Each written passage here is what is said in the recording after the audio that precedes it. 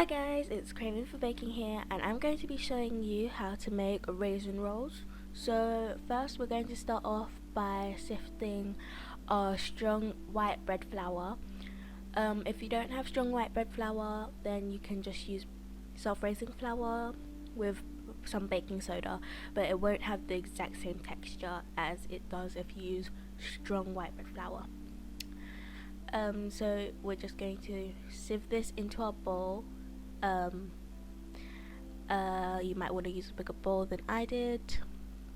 I don't know why I didn't use a big one. Okay, so you're just going to sift that, and once you've sifted it, set the bowl aside. Okay, then into this jug I'm going to pour in some milk. Okay, so once you've measured out your milk, you're just going to add some dry active yeast to the milk, and you want to make sure that your milk is lukewarm so that it will help the yeast activate.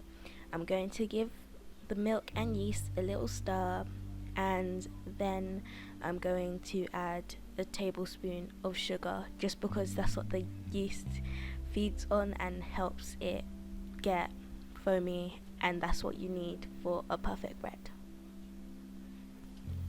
Once you've set aside your milk mixture, then we're just going to add our chilled butter to the flour mixture, and we're going to rub it into the flour mixture until it kind of turns into a soft sand, and it kind of comes together when you squeeze it into your hands, but as soon as you release it, it falls back out of your hands.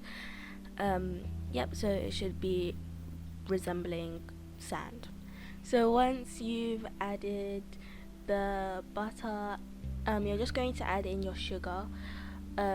We've already added sugar to the milk and yeast mixture, but it doesn't mean that you take it away from the sugar we're adding now. You're going to keep the amount of sugar we're adding now, and we're going to add an extra amount of sugar to the milk and yeast mixture. After you've done that, then you can just add in your pumpkin spice, and if you don't have pumpkin spice on hand and you want an easy way to make it, then you can simply just make your own, and I have a recipe on that. Then you have two options here. You can either mix it together using your hands like I am, or you can get a whisk or a wooden spoon and mix it together. But since it's going to be a dough that we're going to be using our hands for anyway, then I just thought it'd be better to use our hands here. Now I'm just making a well into the center, and this well is going to get all of our wet ingredients put in here.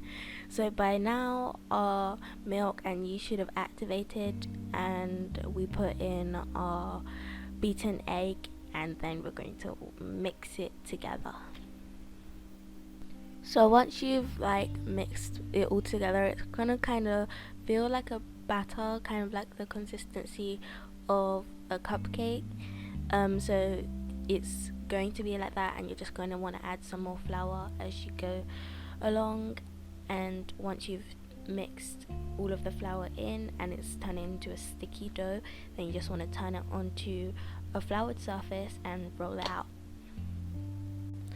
Okay, so when you turn it onto your floured surface, you're just going to want to knead it until it's like sticky, but not sticky so that you can't really handle it.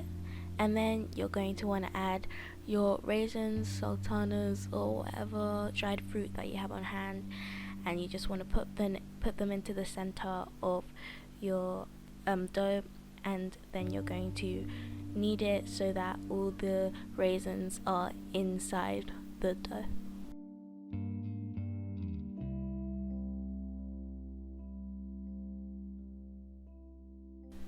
Okay, so after a while you might want to stop kneading, but keep kneading. We want a smooth and elastic dough.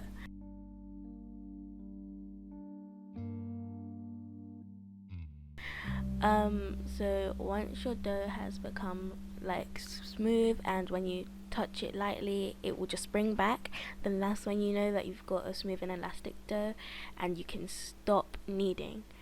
Okay, so once you stop kneading, then you just want to put it into a oiled bowl and leave it in a warm place to rise about, yeah, you want it to rise double.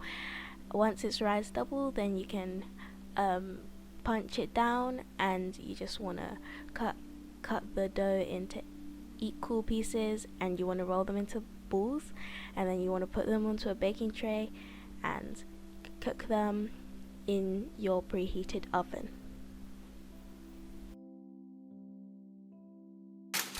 So they were really springy to the touch, they tasted delicious, and it was even better with some butter spread on it. So